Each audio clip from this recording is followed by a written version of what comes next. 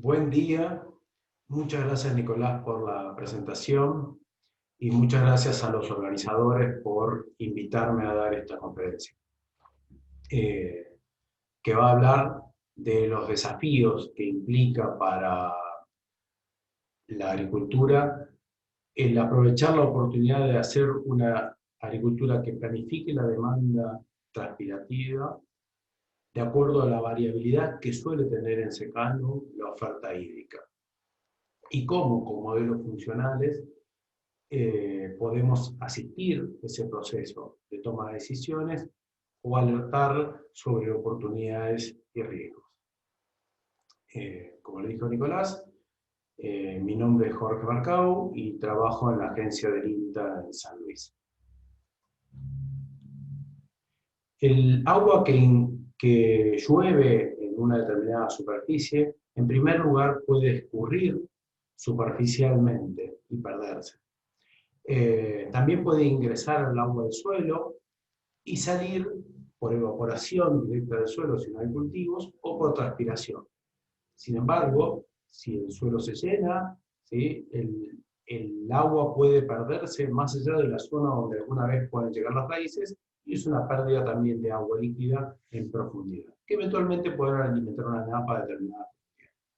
Esas salidas líquidas, la escorrentía y la napa freática, ¿sí? Tienen efectos positivos. De hecho, una napa cercana, como producto de exceso de años anteriores, puede reducir o evitar totalmente la ocurrencia de un estrés hídrico en un año seco.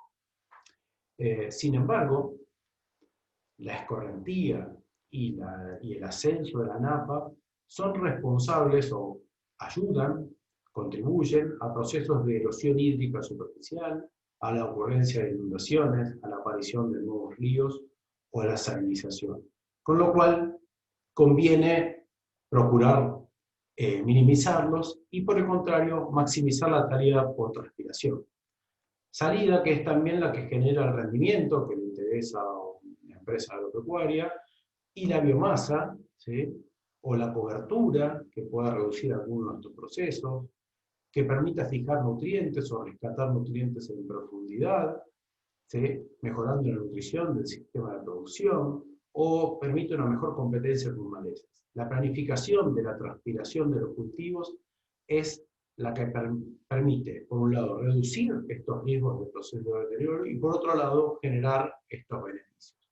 Entonces, en general, tenemos que transpirar la camiseta de los planteos agrícolas. Ahora, en una idea adaptativa de este plan, lo que se propone es que la transpiración esté de acuerdo a la oferta, ¿sí? De esa manera, cuando la oferta es más bien escasa o puede ser escasa, ¿sí? Conviene no tener un plan de transpiración muy ambicioso porque puede generar mayor riesgo de sequías.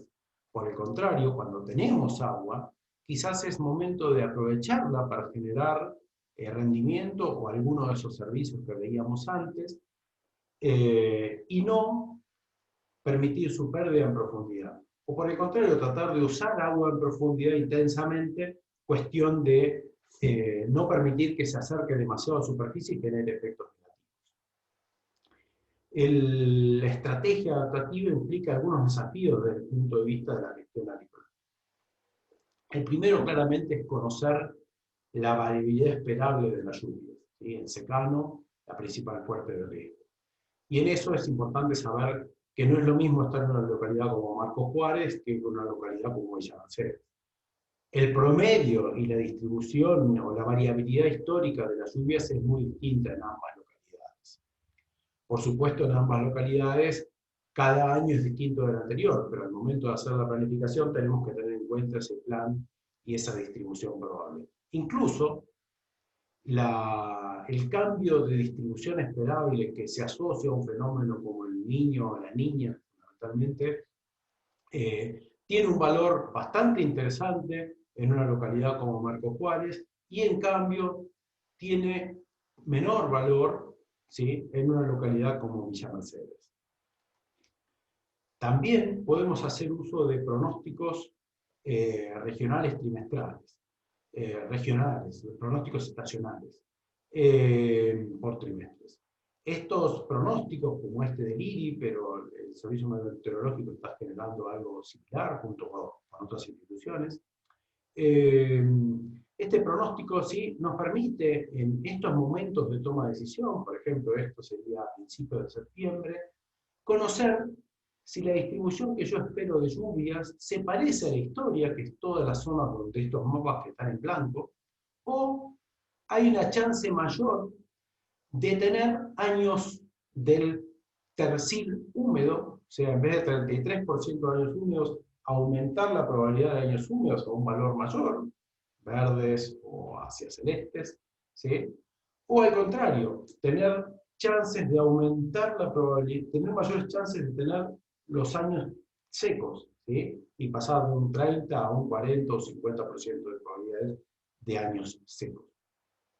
Entonces, este pronóstico, que suele tener peso sobre todo hacia el este de Argentina, hacia el oeste tenemos también, igual que el Niño, menor señal, ¿sí? Tiene un valor para la toma de decisiones. Pero además de conocer lo que dice este pronóstico, si uno ve los mapas de cuáles son los percentiles 33 y 76 que están detrás de estos mapas, ¿sí? Conviene chequearlo con datos locales, ¿sí? Entonces, por ejemplo, esto es para el este del Chaco semiárido, ¿sí? Para un promedio de 4 localidades. En el trimestre noviembre, diciembre, enero, históricamente esperamos 380 milímetros y el promedio de 10 años tiene una variabilidad de 40 milímetros. Uno de cada 5 años llueve menos de 300 milímetros y uno de cada 3 menos de 300 milímetros y uno de cada 3 más de 400. Las niñas y niños tienen una señal también débil hacia este lugar de la Argentina. No obstante, algo dejan, sobre todo ahí en el trimestre, en el mes de noviembre. Pero bueno, este pronóstico nos puede dar una ayuda para la toma de decisiones. Por ejemplo, en este septiembre ya teníamos alguna firmeza de que era niña, ¿sí? Y además teníamos este pronóstico que nos permitía augurar un noviembre con algo más de riesgo de que sea así. Ya hacia adelante, desde septiembre, se perdía la señal. Y ahora sigue más o menos similar, se ha pronunciado un poquito más. Pero al momento de tomar la decisión teníamos esta información, que puede ser capturada y tener valor para algunas decisiones en algunas zonas de producción y en algunos lugares del país. Y en algunos planteos. El segundo desafío tiene que ver con monitorear la recarga de agua en el suelo. Y el secano es, incluso se usa en riego, es suficientemente preciso una metodología que es hacer humedad al tacto. Palpando el suelo y viendo su apariencia, es posible identificar 4 clases de humedad dentro del rango entre punto machitez y capacidad de campo. De esa manera, ¿sí? Yo puedo ver cuán húmedo está el suelo. Ahora, es crítico no solo ver cómo está húmedo arriba, que me puede servir para si siembro o no, si tengo humedad para que emerja un cultivo o no, sino ver la humedad en profundidad, ver la oferta total de agua que va a haber el cultivo en el ciclo, o el stock, cómo está el almacén de agua al inicio de la campaña. Y en particular, hacerlo cada 20 centímetros lo que permite tener más precisión, porque el suelo se humedece o se seca de arriba para abajo, pero en particular diferenciar el primero y el segundo metro es importante, porque el segundo metro, ¿sí? En cultivos anuales tiene una particularidad. Yo pongo una semilla en superficie y las raíces van a llegar hacia el segundo metro más avanzado en el ciclo. Y generalmente bastante cerca del periodo crítico de los cultivos comienza a usarse el segundo metro de suelo. Con lo cual, si al inicio yo sé que el segundo metro está moderadamente seco en un lote o húmedo en otro lote, ¿sí? Yo tengo una diferencia entre 60 y 80 milímetros según la textura de agua. Y de agua en el periodo crítico del cultivo. No como un pronóstico, sino como algo que ya sé, está ahí, ese dato lo conozco. ¿Sí? Entonces, es importantísimo tomar esa información en cuenta, porque me cambia fundamentalmente, me cambia mucho el riesgo de los cultivos. El otro componente que tiene un efecto importantísimo en la variabilidad de los rendimientos esperables es la cercanía de la napa freática. Cuando las napas están lejos, más allá de los 4 o 5 metros, estamos sujetos a la variabilidad hídrica y la recarga del perfil, etcétera, que vimos antes. Sin embargo, la cercanía de la napa en una profundidad tipo 2 metros y medio, 1 metro y medio, ¿sí?, prácticamente hace que algunos cultivos no tengan probabilidad, según las localidades, de tener déficit hídrico, ¿sí? Básicamente pasamos de plantear un cultivo en secano con variabilidad interanual importante a un cultivo casi como un cultivo de riego. Sin embargo, también si la napa está muy cerca, tenemos altos riesgos de anegamiento que pueden afectar al cultivo, pero también pueden complicar la cosecha o complicar, perder parte de la cosecha o generar algunos otros problemas. Por eso es importante con freatímetros monitorear el agua de napa cuando la napa está por encima de los 4 metros. O sea, si tenemos zonas donde puede estar encima de los 4 metros, es importante empezar a tomar decisiones contemplando la napa freática. Y el cuarto desafío tiene que ver con integrar esta información y nuestro conocimiento agronómico de cómo funcionan los cultivos en un esquema de decisión, en una estrategia de decisión que contemple ventanas donde se toman decisiones críticas, ¿sí?, que permiten adaptar la demanda a la oferta. ¿Sí? Es un plan flexible, pero planificadamente flexible. Por ejemplo, este que armamos para Marco Juárez, ¿sí?, contempla dos ventanas críticas de decisión. Una sobre el final del verano, principios de otoño, ¿sí?, donde podríamos, en función de la profundidad de la napa y la recarga del perfil, decidir o no incorporar un cultivo de servicio o un cultivo de cosecha en invierno, o pasar en barbecho. Y una segunda ventana, ¿sí?, allá por el fin del invierno, comienzos de la primavera, donde también en función de la recarga, de lo que dice el freatímetro o la recarga en el perfil, podríamos tomar la decisión, si hicimos una cobertura, de secarla más temprano o más tarde. Si vamos a sembrar soja o maíz, de sembrarla temprano o sembrarla tarde. Incorporamos también la calidad de los ambientes edáficos sobre los que estamos tomando decisiones, y en algunos ambientes, en algunos planteos, también se podría incorporar la probabilidad del niño o la niña a este esquema de decisión. ¿Qué podemos hacer desde el punto de vista de la integración de la información climática para asistir a este proceso de toma de decisiones? Una de las cosas, la venimos haciendo ya hace años, que es la disponibilidad de herramientas de balance hídrico que se usan a distintas escalas, pero en particular es muy usada y tiene gran valor esta herramienta del BOA, ¿sí?, que les va a contar justo Mele Fernández Long mañana en una charla, ¿sí?, que tiene la particularidad, como muchos balances, potentes balances simples, que usa las dos variables forzantes más importantes, la demanda de agua, la evapotranspiración, y las lluvias. En principio, el BOA lo hacía con las estaciones climáticas y recientemente le han incorporado el uso de información de satélites para mejorar esa precisión espacial de las lluvias. Hay que reconocer que el BOA, ¿sí?, es un balance hídrico que es para una demanda de un cultivo de referencia, para un KC, coeficiente de cultivo 1, para un cultivo con cobertura completa, que no tiene, no es esperable la misma recarga en situaciones de barbecho versus esta situación. A su vez, el BOA hace un balance hídrico con básicamente el agua del primer metro del partido. Si bien alguna forma de cómo calcula la extracción puede mitigar alguna de estas pequeñas limitaciones. Y claramente este balance no tiene en cuenta la napa freática en esta figura. Desde el grupo CEPA en Inter,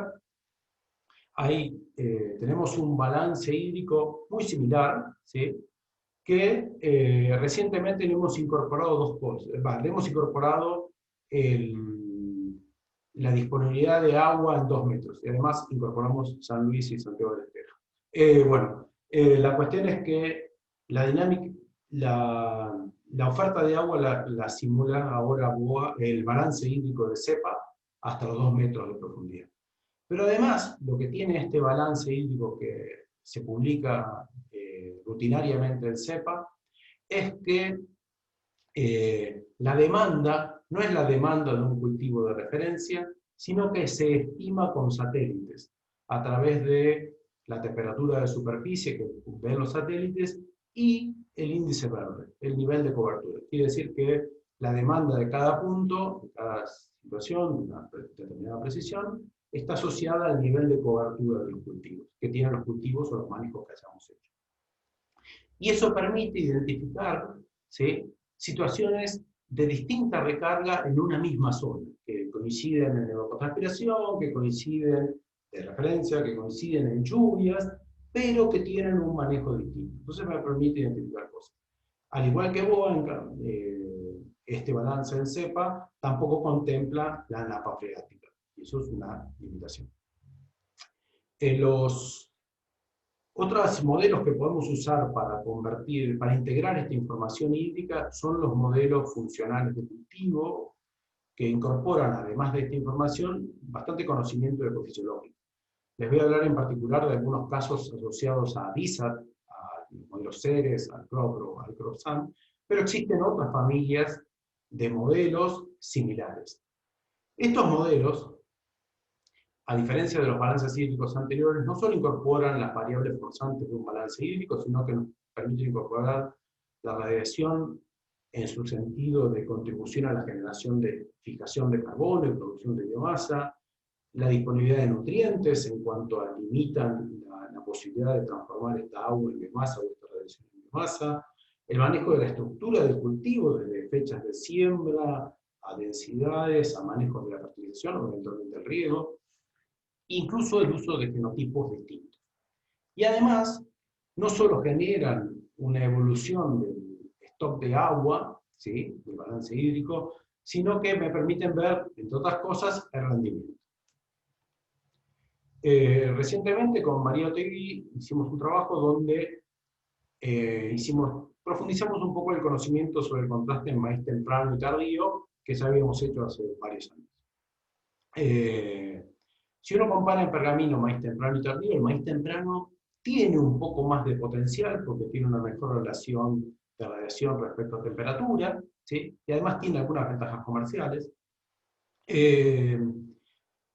Pero el maíz tardío, ¿sí?, no está tan distinto en techo de rendimiento. Y lo que es más importante es que si uno ve un balance hídrico, el periodo crítico y el llenado de granos del cultivo maíz temprano ocurre en una situación donde en promedio uno va a ver un déficit hídrico. Si uno compara lluvia con demanda, hay déficit. En cambio, si uno hace lo mismo para esa ventana, el maíz tardío, ¿sí?, hay mucho menos déficit. Ese déficit puede ser cubierto por agua del suelo. Entonces, esos dos escenarios de agua, de variabilidad, de déficit esperable en el periodo crítico, generan un estrés creciente, digamos que en la zona de pergamino no es importante alrededor de floración, pero empieza a ser importante hacia el final del momento de definición del número de granos e inicio del llenado. Y lo más interesante es que es muy distinto cuando los años fueron niña que en el promedio de los años, ¿sí? Tienen más estrés hídrico los años niña, ¿sí?, no obstante haber partido con el perfil lleno de agua en este caso. Por el contrario, el maíz tardío tiene mucho menos riesgo hídrico, menos riesgo de sequía que el maíz temprano, ¿sí? Y la señal de niña o niño tiene poco efecto en la variabilidad o en el riesgo esperable de tu planteo. Ahora, pergamino está en una situación relativamente favorable del gradiente hídrico de la zona pampeana extendida central. Si lo comparamos con Manfredi y Villa Mercedes, vemos que en los maíces tempranos, tanto en Manfredi como en Villa Mercedes, el riesgo hídrico es más importante, ya es importante para definir el número de granos, y por supuesto es muy importante el llenado, particularmente en la zona semiárida, ¿sí? Pero el maíz tardío se comporta también con bajo riesgo hídrico, sobre todo en Manfredi, donde prácticamente hacer un maíz tardío tiene muy poca exposición al riesgo de tener déficit hídrico. En Mercedes, si bien es mejor que el maíz temprano, ¿sí?, el déficit del maíz tardío todavía es apreciable. Pero, vuelvo a decir, es bastante mejor que el maíz temprano. Es importante recalcar en esta figura, la tengo aquí, que es que si bien al pasar de maíz temprano a maíz tardío, lo que tratamos de hacer es de reducir la exposición a este déficit hídrico, ¿sí? El planteo de maíz tardío es un cultivo en sí poco expuesto al déficit hídrico. O sea, es un cultivo que quizás tenga un poco menos de potencial, pero no tanto, pero que prácticamente no tiene déficit hídrico, con lo cual la planificación tecnológica tiene que estar acorde a ese cambio de riesgos. La otra cosa es que en algunas situaciones, como puede ser un perfil lleno o particularmente cuando hay napa, ¿sí? La conveniencia del maíz temprano puede ser todavía muy ventajosa y de hecho lo es en muchos lugares de Argentina. Como les decía, con estos modelos se puede llegar al rendimiento y por supuesto lo habíamos hecho para maíz. Les muestro aquí lo de soja, pero en el sudoeste de Córdoba. Y lo que vemos acá es distintas situaciones de recarga del perfil de oferta hídrica al 1 de septiembre, el momento de tomar decisiones. Una situación con napa cercana, una situación con napa lejos, pero con los 2 metros de suelo húmedo, y una situación donde ese segundo metro tiene mala recarga. Ese periodo crítico va a estar expuesto a más riesgo de sequía, en principio. Si vemos eso, lo hacemos correr a DISAT en distintas fechas de siembra, desde ese 1 de septiembre, lo que vemos que es que el rendimiento medio de fechas tempranas, tanto en la condición de napa cercana como en la condición de el perfil húmedo, ¿sí? Todo completamente húmedo, ¿sí? Vemos que en general las siembras de octubre tienen una ventaja de rendimiento respecto a las siembras más tardías. Sobre todo porque durante noviembre empieza a caer, sobre todo hacia el 10 de noviembre, empieza a caer muy fuertemente el techo de rendimiento y particularmente desde el 20 de noviembre, el techo de rendimiento. Entonces, en general, el promedio va un poco para abajo.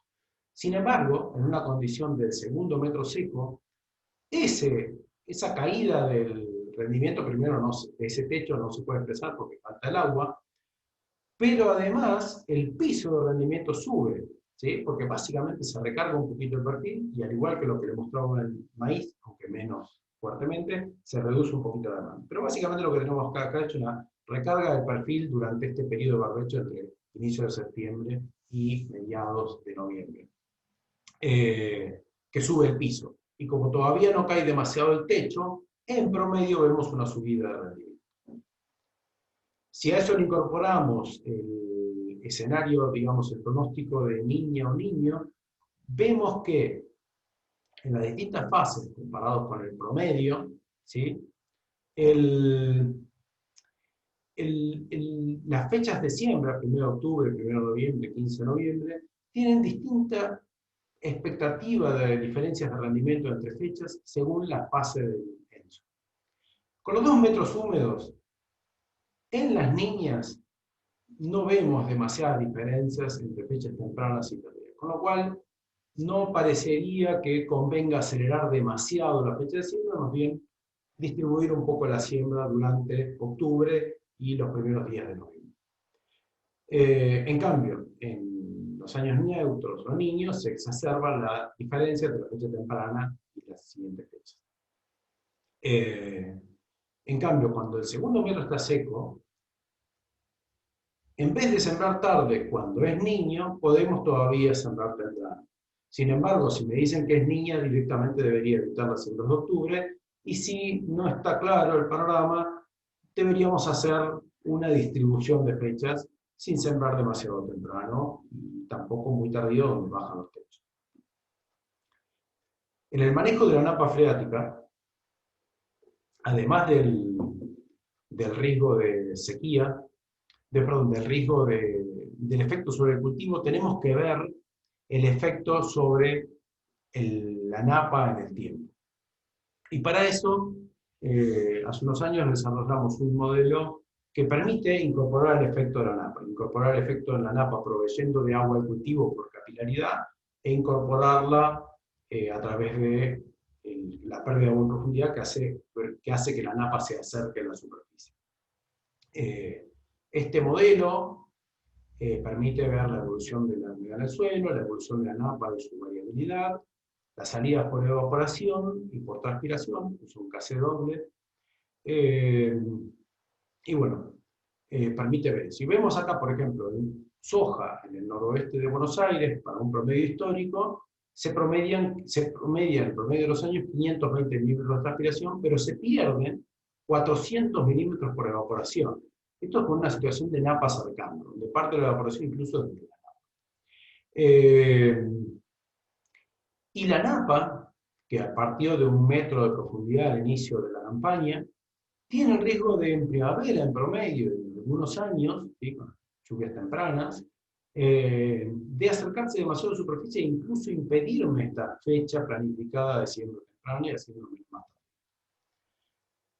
Una alternativa que podemos usar es sembrar un cultivo de servicio en estos escenarios.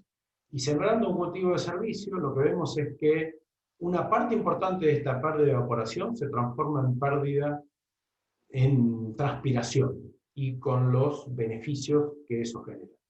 Pero a su vez, se profundiza el nivel de napa e incluso la napa no me pone en riesgo la siembra que si quiero puede ser temprana después de un cultivo de servicio. Incluso hay quienes siembran en verde en estas situaciones de napa muy cercanas, ¿sí?, aumentando la demanda total de agua y permitiendo alejar un poco más la napa de esta zona que ya es riesgosa, ¿sí?, alejarla un poquito más para ver sobre todo los efectos positivos de la napa.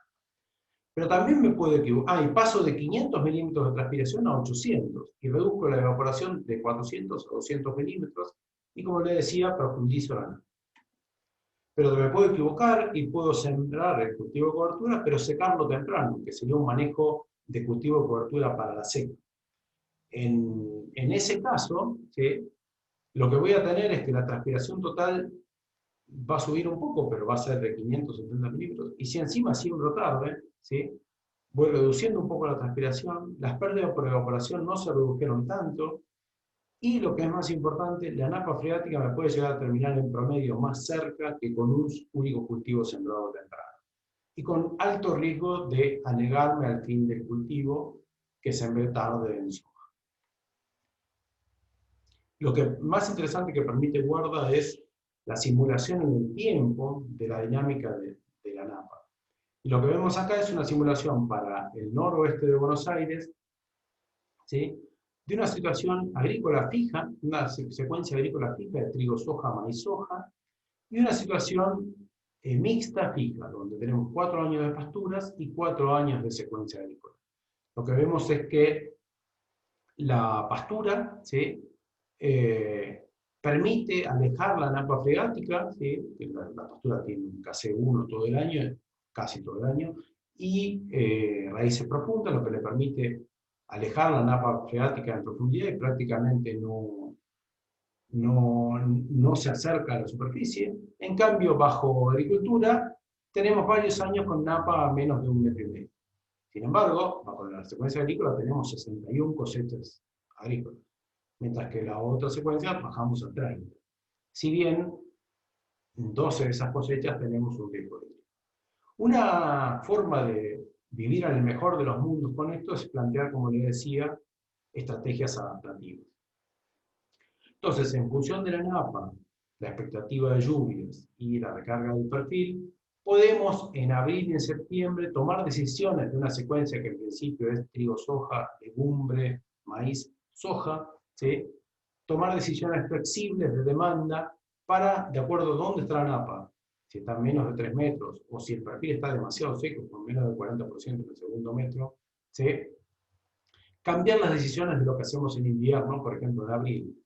O, como le decía, sembrar temprano o tarde, secar temprano o tarde en septiembre. Haciendo eso, año por año, lo que tenemos es, y la otra cosa que podemos hacer es plantear una estrategia mixta adaptativa, donde además si la napa se acerca demasiado, ¿sí?, podemos pasar a pastura. Entonces, en la estrategia agrícola adaptativa lo que vemos es que la napa se mantiene un poco más lejos que la curva roja. Y de hecho pasamos de 12 campañas a menos de 1,5 metros a solo 5. Y además pasamos de 60 cosechas a casi 70. En cambio, en la estrategia mixta, cuando en esta situación se pasó a, a pasturas, ¿sí? Eso permitió alejar la napa e hizo que no tengamos ningún riesgo de tener napa a menos de 1,5 metros, aun cuando acá volvimos a hacer cultivos. Y de hecho se lograron 55 cosechas en esta estrategia, ¿sí? Lo que está bastante bien y cercano incluso a la situación agrícola. Bien. Ahora, el tema de la napa genera una complicación adicional, que es que la napa, ¿sí?, no solo depende del balance hídrico inmediatamente superior, si bien depende fundamentalmente de ese balance, pero también hay una conexión entre las celdas vecinas. Una conexión por los poros grandes del suelo, donde está almacenada la napa. Una cierta conexión que conecta a los vecinos de un lote con el lote, ¿sí? O a un establecimiento con lo que lo rodea. Esa conexión es mucho más lenta que el agua superficial, pero existe. Y eso se puede integrar en un modelo ya más complejo, como este, que está hecho con un modelo llamado MyG, donde simula tanto la conexión que puede haber en el agua superior, superficial entre celdas de simulación, e incluso la conexión que hay entre celdas que están cercanas entre sí o presiones de celdas distintas. Hecha una simulación para toda esta parte de la cuenca del Salado, suponiendo que está todo bajo soja, lo que se hizo es un tratamiento experimental in silico de un cuadrado de 9 por 9 kilómetros de pastura pura, ¿sí? Y lo que vemos es que, y lo que se comparan estos colores son cuánto más profunda, siendo rojo mucho más profunda que la soja, está la napa bajo este cuadrado de 9 por 9 kilómetros. Y vemos que todos los cuadrados tienen la napa un poco más profunda, pero algunos la tienen claramente más profunda y otros no tanto, incluso casi lo pierden, ¿sí? Y eso en esta parte tiene mucho que ver con la conexión superficial del agua, en esta parte de la cuenca. Sin embargo, además, se ve que además del cuadrado intervenido del 9 por 9, a los vecinos de estos cuadrados también les baja la napa, ¿sí? Y eso es básicamente producto de esta conexión lateral de movimiento del agua. Entonces, esta figura nos permite realzar la interacción que hay en el espacio de la napa fértil. Sin embargo, es un proceso complejo y la predicción de esto difícilmente tengo una precisión para apoyar la toma de decisiones. Pero es importante que la tomemos en cuenta, porque para actuar en el manejo de la napa tenemos que ampliar nuestra influencia en el espacio.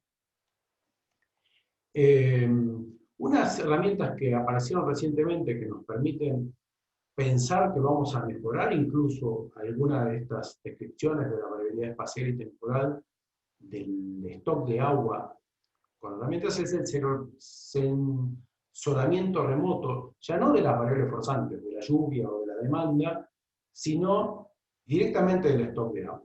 En particular, el uso de radar, ¿sí?, que les contó ayer Homero en su presentación, ¿sí?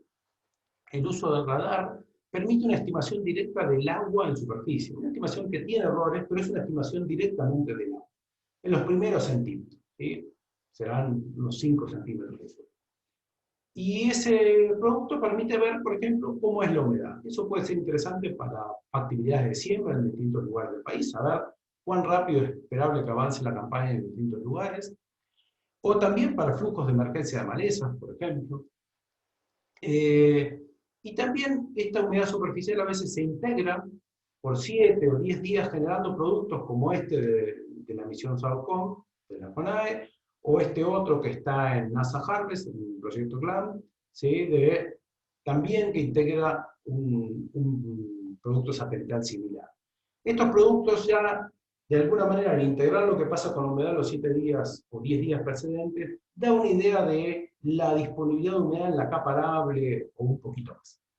Y son una forma, digamos, más o menos directa de decir cuán bien o mal estamos para los primeros días de un cultivo, por ejemplo.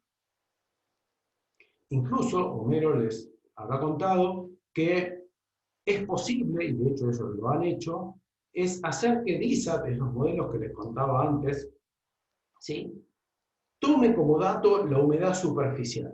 Y entonces, para hacer que el modelo, ¿sí?, simule, tome como una variable de entrada la humedad superficial, aceptando un cierto error. O sea, compara lo que simula el modelo sin ese dato con lo que dice el dato y hace que la corrida pase más o menos por un lugar parecido, en un proceso que se llama asimilación, que se habrá descrito por suerte Homero.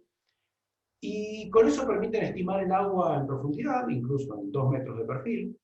Y, por ejemplo, Conae ya está poniendo en su página este producto que tiene una estimación entonces, con esta asimilación de un modelo con datos de radar, que permite una estimación del agua en los primeros 50 centímetros.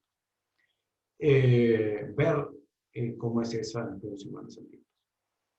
Con la misma idea, hay un satélite que tiene un grano espacial mucho más grueso, pero que da una variable, permite monitorear una variable sumamente interesante, que es el stock total de agua.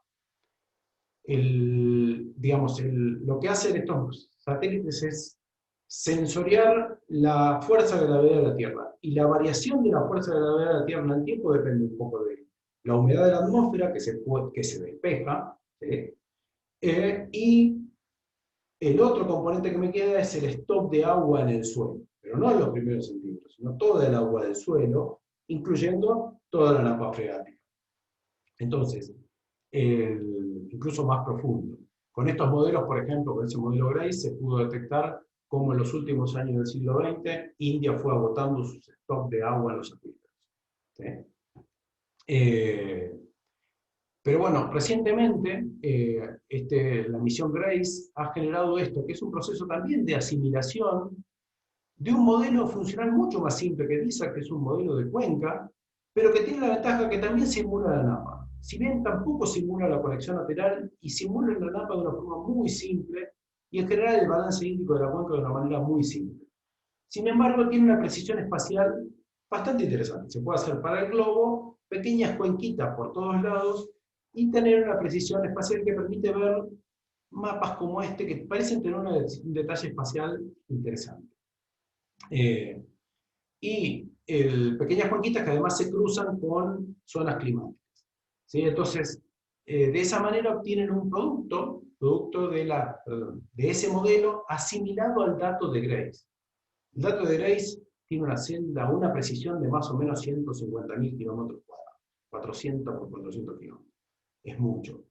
Pero el modelo que simula, entre otras cosas, la napa, es cotejado contra lo que dice Grace, y si Grace dice que hay mucho más agua, se corrige la simulación en un proceso automático, ¿sí?, para que se obtenga ese mayor stock de agua, ¿sí? Y al revés, si hay menos agua de la que simulan los monitores.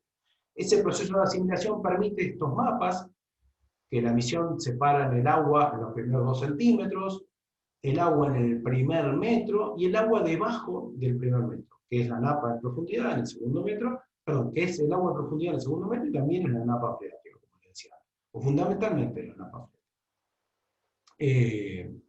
Entonces, si vemos este producto, por ejemplo, nos está diciendo acá para el 9 de noviembre, o sea, para hace unos días, que la situación de agua en profundidad en toda nuestra Argentina era entre normal, en la zona central, casi en Santa Fe, el este de Buenos Aires, ¿sí?, a relativamente seco, bastante seco, en el oeste, en la zona semiárida, o en el Chaco semiárido, en el sudoeste de Córdoba, o en la zona chaqueña semiárida. Y eso es, a nivel país, una alerta interesante. De hecho, si uno ve qué pasó en la historia con este producto, es interesante ver esto. Estos son los rendimientos en una serie de departamentos en esta franja central que tienen influencia que pueden tener influencia del agua en profundidad, y que además están en zonas donde en general hay variabilidad suele haber estrés de sequía, porque acá hacia el este es más improbable el estrés de sequía. Pero en principio, entonces, tomando los departamentos de esta zona, esos son los rendimientos. Y fíjense lo que pasó en la cosecha 2007, o sea, campaña 2006-2007, 2007-2008 y 2008-2009. ¿Sí? Sabemos que estas dos campañas fueron relativamente secas, pero la que generó una reducción de rendimiento de soja importante fue la campaña 2008-2009 y también de maíz importante. ¿Sí? Y eso tiene que ver, aparentemente, con que el stock de agua inicial era bastante menor para la campaña 2008-2009 que para la campaña 2007-2008. Y esta misma secuencia de años se repitió recientemente dos veces, en la campaña 2010, 2009-2010, 2010-11 y 11-12, ¿sí? Con un patrón bastante similar. No digo que importe el patrón, pero importa ver que la humedad antecedente, la humedad al inicio de la estación a nivel país o a nivel de esta franja central, parece tener peso en la distribución de rendimientos que podemos esperar. Y también, muy recientemente, en la campaña 15-16, 16-17 y 17-18. Como vemos, la 17-18, que fue particularmente seca, pero también la 16-17 tuvo algunas zonas secas, ¿sí? Tenemos distinto impacto. Pero fíjense que la 17-18, por suerte, ¿sí? Tuvo una caída de rendimiento, pero un poco menor que las anteriores. Y eso es porque partió relativamente bien de agua, ¿sí? Pero en muchas zonas, o muy bien de agua en muchas zonas. Entonces, eso permite pensar que esta información nos da una diferencia de la distribución de rendimientos esperados. Bien, entonces, algunos comentarios finales. Adaptar la demanda a la oferta de agua bajo una estrategia de agroadaptativo requiere conocer la variabilidad climática esperable, monitorear el agua en el suelo hasta 2 metros, cuando el suelo es profundo, monitorear la napa freática cuando está más cerca de 4 metros, integrar estas variables en un diseño estratégico que defina ventanas de decisión, para decisiones críticas que permitan ajustar la demanda a la oferta para mejorar tanto rendimientos como el manejo ambiental. Por otra parte, la integración de estos componentes de la oferta hídrica con la ecofisiología del cultivo mediante modelos funcionales permite estimar, ¿sí?, distribuciones esperables de rendimiento y evoluciones de los stocks de agua. Sin embargo, para apoyar decisiones agrícolas, estos modelos deben contemplar los verdaderos componentes de las decisiones del stock hídrico que maneja un decisor agrícola. Deben contemplar 2 metros de suelo y deben contemplar napa freática, ¿sí? O si no la contemplan, por lo menos saber nosotros que no la está contemplando. Y dado que estos componentes, la recarga del perfil y la napa freática, interactúan con las decisiones que toma cada productor, es importante incorporar estas variables, el nivel de napa y la reserva de agua del suelo, dentro del modelo. Tiene que ser parte de los procesos simulados del modelo. Quizás con distintas formas de simularlo, como para aprender mejor cómo funciona nuestro sistema de producción y para diseñar mejores estrategias. Pero en principio es dentro de los límites del sistema lo que permitiría entender y diseñar mejores estrategias a futuro. Sin embargo, estos datos de sensoramiento remoto del stock de agua, sobre todo cuando incluye a todo el perfil y particularmente si incluye la napa, tienen un valor muy interesante, ¿sí? Nos permitirían quizás mejorar la precisión en la descripción espacial y temporal del estado hídrico y alertar a zonas que pueden estar sufriendo procesos de, por ejemplo, salinización o procesos a mayor exposición al riesgo hídrico o una alta probabilidad de inundarse o no. Entonces, alertar en ese sentido con una mejor precisión que la que permitirían estos modelos funcionales para un sistema que es complejo, como les dije, que incluye la interacción espacial y otros componentes, ¿sí? El uso de información de sensoramiento remoto que esperamos mejore en el tiempo y además que mejore nuestra capacidad de uso, ¿sí?, son una oportunidad bastante interesante. Bueno, sin más, quedo a disposición de ustedes para las preguntas y agradezco a todas las personas, empresas, grupos e instituciones con las que hemos podido trabajar ideas. Muchísimas gracias.